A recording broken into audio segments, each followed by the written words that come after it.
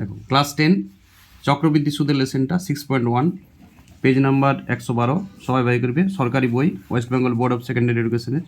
তো আমরা চক্রবৃদ্ধি সুদের অঙ্কটা তুমি হয়তো করিছো, তাও দেখো, যারা করো নাই তাও দেখো। অঙ্কগুলোর মধ্যে নতুনত্ব আছে, কমপ্লিট ভাষা এবং সব থেকে শর্টে খাটে, কোনো গ্যাপ নাই, কোনো রুল ফলো আছে, শুধু ভাষা দিয়ে কিভাবে অঙ্কলা করতে হয়। এবং 5 নম্বরের জন্য পুরোপুরি 5 নম্বর পেতে পারো প্রতিটা অঙ্কতেই, 5-এ 5, 1 নম্বরও কাটা যাবে না সেই প্রসেসে। এবং সব থেকে শর্টে খাটে, প্রথম থেকে শেষ পর্যন্ত আমি মেন অঙ্কগুলো দেখাবো এখানে খাতাতে, তাড়াতাড়ি স্ক্রিনশট করে নেবে, পরে ঘরে বুঝতে থাকবে। খুব স্পিডে আমি একটা ছোট্ট সময়ের মধ্যে করতে চলেছি পুরো লেসেনটাই, 25 তক 1 থেকে 25 অবধি সব অঙ্কগুলো এখানে দেওয়া থাকবে। পরে আমি সেপারেট শর্ট ভিডিও দিই অঙ্কগুলো, পরে সেপারেট অঙ্কগুলো পরে ছাড়বো। তো সবাই দেখবে, যারা নতুন 10-এ উঠছো বা 10 মাধ্যমিক দিবে রিসেন্ট, তারাও দেখতে পারো অঙ্কর প্রসেসগুলোকে উন্নীত করার জন্য। প্রসেসগুলোর মধ্যে যেমন কোনো বোকামি না থাকে, প্রতিটা অঙ্কই এত সহজভাবে করা হবে যেমন না কোনো বোকামি থাকে, সেইভাবেই ভাবা আছে এবং সেভাবেই করা আছে। একই কথা বারবার রিপিট করে নেই। সাহিত্য জ্ঞান অঙ্কতে দেখাও না, তার জন্য বাংলা সাবজেক্ট আছে। অঙ্কতে শুধুমাত্র যেটা করছো সেই তথ্যগুলোর পরিচয় দেওয়ার জন্য আমরা ভাষা দিই। অঙ্কের ভাষা এটাকে, পাটিগণিতের ভাষা এটাকেই বলা হয়। শুধুমাত্র তথ্যগুলোর পরিচয় দেওয়ার জন্য যত শর্ট কথা লাগে, যত সরল বাক্যে তুমি লিখতে পারো। বঙ্কিম সাহিত্য দেওয়ার কোনো প্রয়োজন নেই, কিনা মধুসূদন সাহিত্য দেওয়ারও কোনো দরকার নেই। সহজ সরল সাবলীল গ্রামীণ ভাষায় বা রাঢ়ী বাংলায়, ঘরোয়া রাঢ়ী বাংলায় আমি এই অঙ্কটা লিখবো, যাতে মানে একটা সিস্টেমটাও ঠিক থাকে, অঙ্কটাও ঠিক, সব ঠিক। দেখো ফার্স্ট অঙ্কটা, 5,000 টাকার 8.5% সুদের হারে 2 বছর পরে সুদে আসলে কত টাকা হবে। দেখো দিয়ে আছে 5,000 টাকার পরিচয় দেওয়া আছে 8.5% সুদের হারে, সিআই মানে চক্রবৃদ্ধি সুদ, কমপ্লিমেন্টারি ইন্টারেস্ট, 2 বছর শেষে সুদ আসল। একদম ডাইরেক্ট সূত্র ফলো করেছি। সূত্র এবারে তুমি যদি P1 + R/100 এইটা তো ফলো করলেই চলে। সূত্র বলে পৃথিবীতে কোনো জিনিস হয় না, তাহলে তুমি সংখ্যাগুলোই তো সূত্র।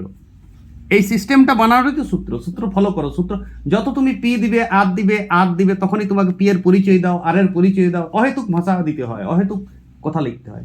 এখানে সব কিছুই আছে, তুমি অঙ্কটাতে কি নাই, এখানে 5,000 কি বলা আছে, 5,000 টাকা মানে ওইটা আসল বটে, তুমি বুঝতে পারছো। আসল লিখলেই আসল হয় না, আসলের গন্ধ বাইর হবে না। তাহলে এইটা ক্যালকুলেশন, এরপর যে ক্যালকুলেশনটা আছে সেটা তো আর 10-এর নয়, সেটা 6-এর। সংখ্যা তত্ত্বের কাটাকাটি, গুণের ভগ্নাংশের গুণ, বাস এত টাকা, অঙ্ক শেষ, ঘটনা শেষ। দেখো 80,000 টাকার 5, তারপরের অঙ্কটা 5 নম্বর অঙ্কটা, 2 বছরের সুদে আসলে বাইর করলে, তারপরে আরও যে টাকাটা হইলেও সুদে আসলে, সেইটা হাফ বছরের সুদ বাই করে দিলে, 2.5 বছরের সুদে আসলে একদম ডাইরেক্ট দুটো যোগ করে দিলে, অঙ্ক শেষ, ঘটনা শেষ।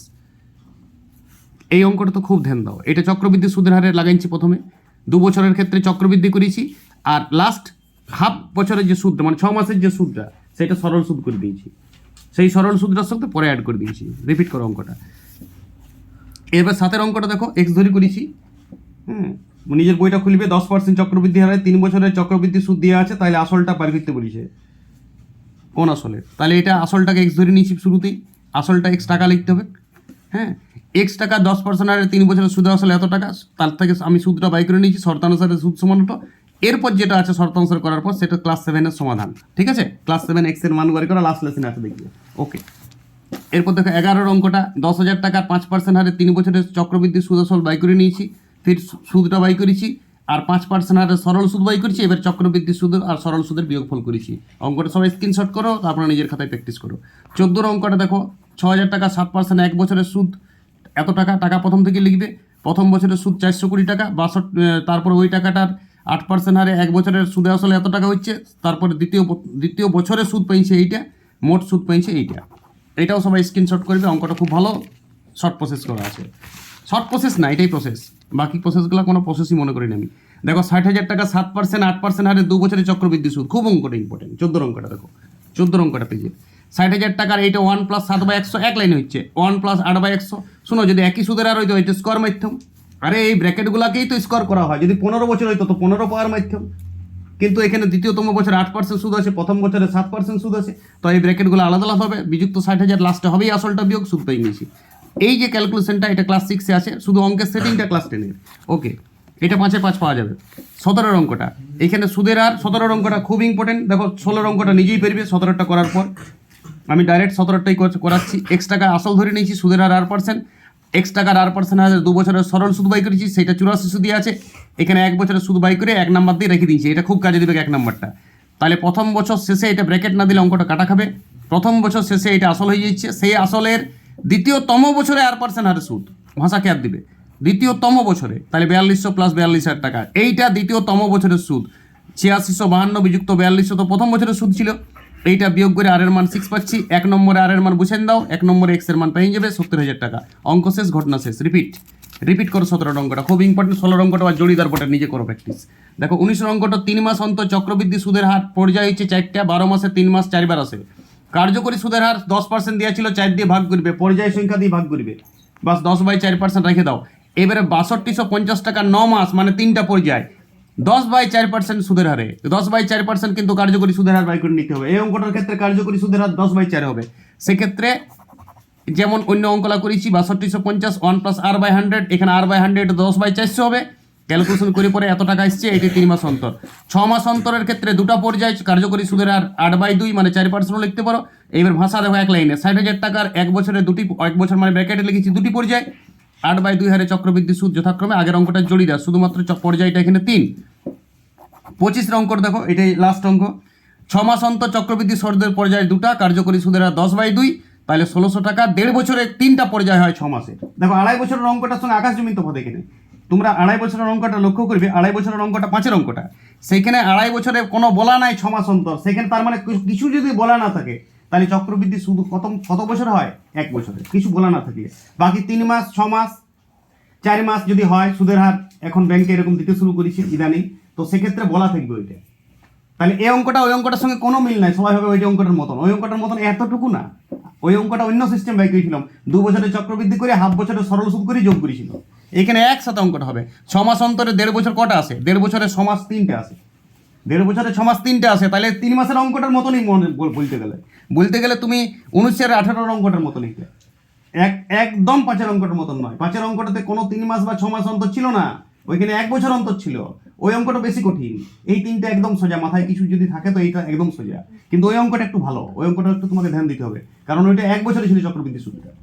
2.5 বছরের বার করতে হয়েছে কিন্তু 1 বছরের টার্মসে, কিন্তু এটা তো 6 মাস টার্মসে। 6 মাসে তো 1.5 বছর 3 বার আসে, তাহলে 3টা টার্মস 10/2 কার্যকরী সুদের হার, এটাকে 2 দিয়ে ভাগ করবে। কিন্তু এইটা সবাই কেয়ার দাও, সুদের হারটা কার্যকরী 10/2 হচ্ছে, কারণ 6 মাস বছরে 2 বার আসে, কিন্তু পর্যায় আবার 3টা হচ্ছে, তখন 3 দিয়ে ভাগ করে দিও না।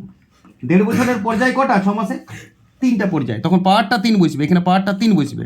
বাস, এটা সুদে আসলে বাইর করতে বলেছিল, অঙ্ক শেষ। লাস্টে সুদটা বিয়োগ করেছি, আমি একবারও সুদটা বিয়োগ করি, আমার অঙ্ক ট্রেন্ড হয়েছে একবারই বিয়োগ করা, ও নিজে করেছি, ওই জন্য আমি এখানেই 1600 বিয়োগ করেছি, ও নিচে আবার 1600 বিয়োগ করেছে পরে, এখানে সুদে আসলে বাইর করেছিল। ঠিক আছে, চলবে, সবটাই ঠিক আছে। ওকে, সবাই অঙ্কগুলো অবশ্যই ইনস্ক্রিপশন করো, অঙ্কগুলো এইভাবে প্র্যাকটিস করো। যদি কোথাও ডিস্টার্ব আসে, যদি কোনো তুমি পি আর বসাবার অভ্যাস, পি মানে প্রদীপ, আর মানে রামদাস, আই মানে ইনসান, ঠিক আছে?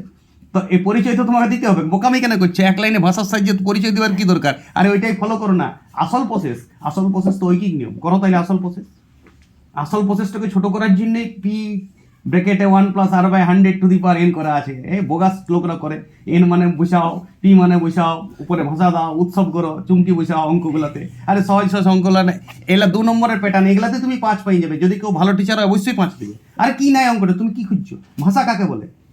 উপরে কি শুরুতে বাংলা রচনা লিখছি, উপরে কি কবিতা দেবো প্রথমে, যে শেষে উপসংহার দেবো? সাহিত্য জ্ঞান দেখাবো নাকি আমি ম্যাথামেটিক্সে? আরে ম্যাথামেটিক্সের ফিউচার কি? ফিউচারে তোমার 4টা গোল পড়িবে, 4টা গোলের মধ্যে একটা গোল দিতে হবে, এইটুকু ভাষা। কিসের ভাষা, কিসের মিডিয়াম? গোলের আবার মিডিয়াম কি আছে? তুমি 4টা গোলের মধ্যে এক উপলব্ধি যেটা করেছো অঙ্কটা, সেটা ক্যালকুলেশন করে আর একটা গোল মারবে। এই তো তোমার ফিউচারে তুমি 50,000 পরীক্ষা দিতে পারো গ্র্যাজুয়েশন করার পর, আর গোল মারতে হোক একটা। কিসের ভাষা? ভাষাটাকে উপলব্ধি করো, ভাষাটা ফিলিংস করো, এখন থেকে এই সব প্যাটার্নে অঙ্ক শিখো। আর এইটা 5 নম্বর, এটা কমপ্লিটও। আমি পরীক্ষাতে, চাকরি পরীক্ষাতে শুধু এই ক্যালকুলেশনটা করবো। চাকরি পরীক্ষাতে ভাষা, ওই ভাষাটাও দেবো না কার্যকরী সুদের হার, তখন তো আমি আমার করছি, গোল মারাতেই যথেষ্ট, গোল মারাটাই ট্যালেন্ট আমার। যদি মুখে ক্যালকুলেশন করতে গোল মারতে পারি, সে আরও ট্যালেন্ট। ফিউচার তো গোল মারতে হবে, মাধ্যমিকটাকে ফিউচার ভাবার কি দরকার? মাধ্যমিকে তুমি এমনিতে 100 পাবে, অঙ্ক আটকিবে না, 1 নম্বর কাটা যাবে না। ওকে, ভালো থাকো সবাই, সূক্ষ্ম এবং তীক্ষ্ণ হও, উপস্থিত বুদ্ধি দিয়ে পড়ো, বোগাসগিরি করবে না, বোকামি তো একদমই করবে না। অঙ্কের অন্তত ভাষাতে, অঙ্কের ভাষা তুমি দেখবো, আমি হাসি অঙ্কের ভাষাগুলো দেখলে, আমি শুধু হাসি, আঁখি জলে ভাসি। ঠিক আছে, ওকে, ভালো থাকো।